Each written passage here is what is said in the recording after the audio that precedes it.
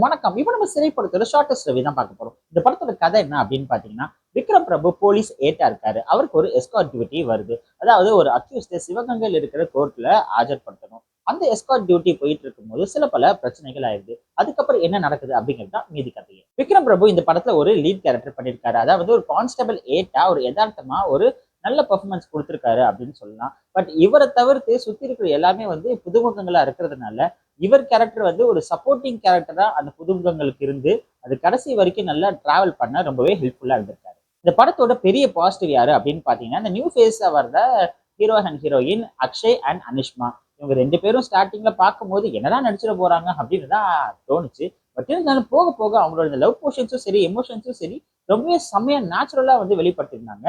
Akshay producer லலித்குமாரோட பையன். அது ஒரு ஃபர்ஸ்ட் படம் மாதிரியே இல்லாம ரொம்பவே நல்லா நேச்சுரலா செம்மையா ஆக்ட் பண்ணியிருந்தாரு.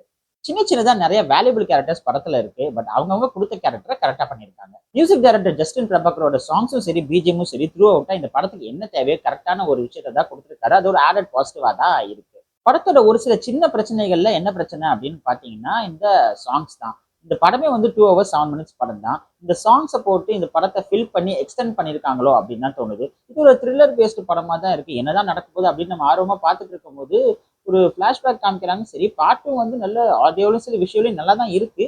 பட் அந்த டைம்ல நம்ம ஒன்று எதிர்பார்த்துட்டு இருக்கும்போது பாட்டு போடும்போது நம்மளோட ஆர்வத்தை கொஞ்சம் குறைச்சு படத்தை கொஞ்சம் லைட்டா லேக் அடிக்கிற மாதிரி தோணும். படத்தோட ஸ்டில்ஸ் சாரதி பண்ணியிருக்காரு. ரொம்ப டிஃப்ரெண்டாகவும் எஃபெக்டிவாகவும் நேச்சுரல் லைட்ல பண்ண மாதிரி தான் ஒரு ஃபீல் இருந்துச்சு. அந்த போஸ்டர்ஸ் பார்க்கும்போது இந்த படத்துல ஏதோ புதுசா சொல்ல வராங்களோ அப்படின்னு ஒரு ஆர்வத்தை கண்டிப்பா தூண்டதா செஞ்சுச்சு. மாதேஷோட சினிமாட்டோகிராஃபி இந்த படத்துக்கு ஒரு ஆடட் பாசிட்டிவ். படத்தோட டைரக்டர் சுரேஷ் ராஜ்குமாரி. அவருக்கு இதுதான் ஃபர்ஸ்ட் படம். படம் வர்றதுக்கு முன்னாடி ஒரு நாள் முன்னாடியே படத்தோட ப்ரொடியூசர் அவருக்கு ஒரு கார் வாங்கி கிஃப்ட் பண்ணிட்டாரு.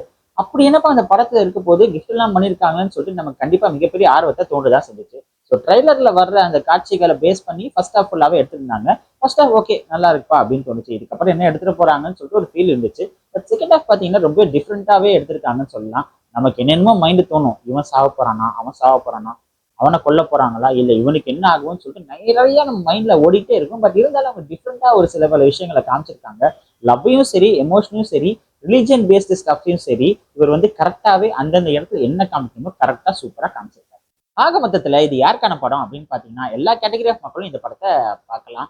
ஒரு சில இடத்துல இந்த ப்ரொஃபானிட்டி லாங்குவேஜ் இஷ்யூஸ் இருக்கிறதுனால ஃபேமிலி ஆடியன்ஸ் அவங்களோட மெச்சூர்ட் குழந்தைங்களை கூட்டிட்டு போகலாம். ஓவராலா இந்த சிறை நிறைய நிறை இருக்கிற ஒரு நல்ல படம். தியேட்டர்ல மிஸ் பண்ணாம பாருங்க.